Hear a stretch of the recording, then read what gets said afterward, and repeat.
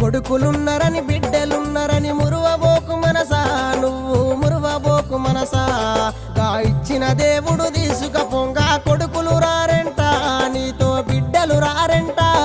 నీ తప్పులు చూసే దేవుడు లేడని ఎగిరి పడకే మనసా, నువ్వు ఎగిరి పడకే మనసా. నువ్వు సిక్కులోన పడే రోజు ఉందని తెలుసుకోవే మనసా, అది తెలుసుకోవే మనసా.